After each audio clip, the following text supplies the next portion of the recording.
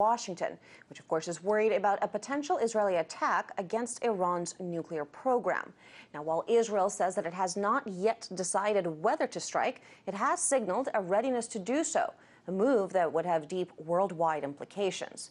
Now, while some have cautioned against a military confrontation with the country, the position has significant support among a handful of U.S. lawmakers, as well as Republican White House hopefuls.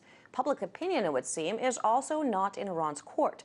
A recent Pew Research survey found that a majority of voters would actually support a U.S. strike against Iran if sanctions failed. Now, that same survey also found that a record number of Americans now believe that the Islamic Republic is U.S. public enemy number one. Well, that's not a view that's shared by Oliver Stone's son. The 27-year-old Sean made headlines recently after converting to Islam on a visit to Iran. Well, he's back from the Islamic Republic. He joined me earlier today to explain his views. I'm worried that what's being done, rather than trying to address our continued economic depression and the reforms necessary domestically, what we're trying to do then is create a martial law state using Iran as the terrorist enemy or threat, and even making these claims that Iran is ready to use terrorism abroad. You have instances like the Iranian in Thailand who blows himself up. This could be a false flag instigation done by a different country to make Iran look like a terrorist. So you see, everything is now in motion as a pretext that you can go to martial law here and war abroad. And obviously the war abroad has tremendous consequences, not only because if you attack Iran, Hezbollah and Hamas can unleash on Israel, which then brings America and potentially Russia into the equation. So this is we're in a horrible situation, and people are not being educated as to what's really going on. And Sean, if that is indeed the case, then who would profit from that kind of push towards martial law, push towards war? Who would benefit from that? I mean, to my calculation, what you're dealing with is an economy, the Wall Street economy, that has not really recovered from from their overall deficits, maybe not deficit, their overall debt. I mean, they basically have derivatives that are still unaccounted for. They ultimately can't really get things going, and Obama's continuous bailout of Wall Street and Europe as well, by the way, is not actually helping the common working people. So if you go towards an austerity program, for example, I mean, you could ultimately lead to fascism in this country and in Western Europe. And do you think we're trending towards is America trending towards fascism? Do you think that that's the trend right now?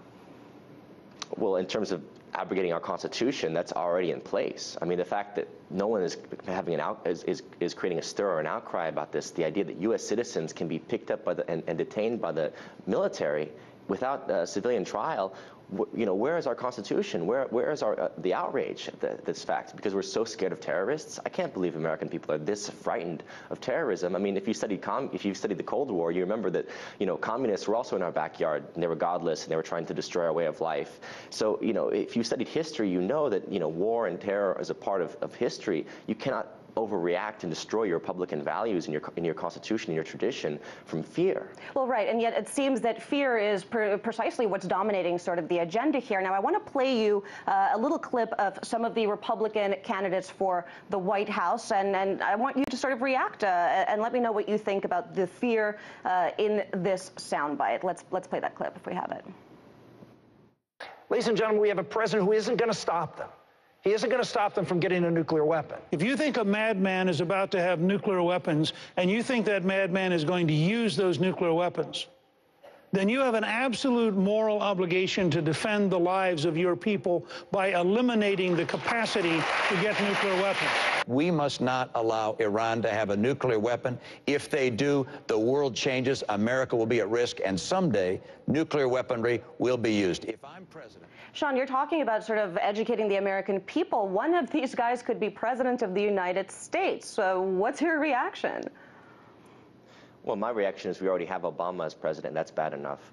What he's doing is a very dangerous game. He's not making a clear stand, even though his Joint Chief of Staff Dempsey and the military, I think, are very much opposed to the danger that Israel preemptively striking Iran. Obama has only stood by and said we are, unambiguously supporting Israel. We're working hand in hand with them. This is not a clear message or a good message. We do not want to let Israel instigate something that can escalate into, as I said, a world war. I think Obama has to be much clearer in trying to, first of all, we're already at a war with Iran. We're at war with Iran. We're trying to destabilize them through sanctions. Now, an economic war, exactly. And the point is that you can't engage people diplomatically if you're already trying to isolate them. And what are you basically creating is more radicalism on their part, because you're trying to push them into a corner. And that was the test that they've been running, by, for example, killing their scientists in Tehran. This was an act of terrorism by Mossad and Mujahideen, as working hand in hand. In Tehran. If that had happened in America, for example, we'd have gone to war, I'm sure, right away. And Sean, I mean, you just came back from Iran. A lot of the rhetoric here sort of paints the Iranians as these crazy people who might be a threat to America. Their leaders are crazy. I mean, that's what we're hearing from the media. How do Iranians see Americans? What is their perception of our leadership, given all this war talk? Well, I would say if the Iranians think that, if people think the Iranians hate Americans, why would they let me come into their country and greet me so warmly? It's a misconception on our part to really believe that the Iranians hate the Americans. They have a loathing for imperialism, and this is historical. It goes back to the British and Russians. It goes back to the Shah, who was backed by Israeli and American regimes. And frankly, the Shah, his Savak, for example, his secret police were largely trained by Israelis and Americans. So there's a lot of antipathy to the regimes, the governments abroad because of that. But when it comes to the American people, I mean, I never once felt any kind of danger or threat from the Iranian people. Very sophisticated, very much like Americans. My first instinct, and I still believe this, is that Iranians, Israelis, and Americans will become good friends again, as they were historically, until the overthrow of the Shah, and then the Iraq-Iran war, where, don't forget that Iraq was being sponsored, Saddam Hussein was being sponsored by the Americans against the Iranians. Right. So there was a lot of anger. This is a protracted 8-year conflict that killed many Iranians. And so the fact that they're still as calm as they are and sophisticated in this regard goes to show that we can deal with these people. I mean, I had great conversations with many politicians, including one of the top advisors to the Supreme Leader. These people are sophisticated, trained in the West, many of them trained in America or Western Europe, speaking English. Now, Sean, very cultured. I don't want to interrupt you, but we're almost out of time, and so I can have a dialogue. We're talking about dialogues here. We're talking about your experience there, and I want to bring in very briefly before we run out of time the role of the media coverage in all this, because a lot of the coverage that we're seeing here in the U.S. doesn't really reflect this view that Iran is a sane, sort of rational actor. And in fact, your trip got a very specific tinge in the media coverage. I want to play you a quick soundbite from your recent interviews on CNN and Fox. Look, the one thing that he said that's undeniable was he said that the Holocaust never happened. And once you get into that kind of a fringe lunatic assessment, I don't care if he believes in the Holocaust. I don't want to see our country go to war. When you met him, did you bring up this denial of the Holocaust that he keeps purporting? I mean, it seems very perverse that you would wish to spend much time with this guy, given your family upbringing. You're dealing with a guy who is an extremist. He's a fanatic. And it would be like if you were in Germany in the 1930s and you were talking to Himmler. So here you are trying to talk about the threat of war. They're talking about your relationship with Ahmadinejad. What does that say to you about the role of U.S. media? Well, it's the role that the media played in the build to the Iraq War. I mean, my father's done a good job of trying to point this out in his documentaries, for example, on Chavez, on Castro, trying to get the other person's point of view across. Why can't, rather than trying to vilify the guy, why don't you at least hear his point?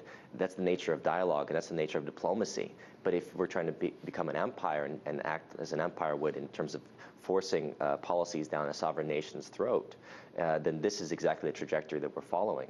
As far as the Holocaust, by the way, I mean, I'm not trying to say that in any way I agree with anyone who denies the Holocaust, but don't forget the Japanese still don't acknowledge their Holocaust to the Chinese and Southeast Asians from World War II, and they've been our great trading partner, since we dropped the bomb, since '45. So the question is, it's obviously not a question of principles and morals. There's an agenda here, and the fact that they're trying to create a war with Iran, it helps that purpose by saying that Ahmadinejad is some mad dictator, which he is simply not. He doesn't even have that power in his country. And in terms of whatever he may or may not have said regarding Israel, I would love to see more of a dialogue opening up regarding Israel and the West Bank in any case, and Jerusalem specifically. And that was filmmaker Sean Stone.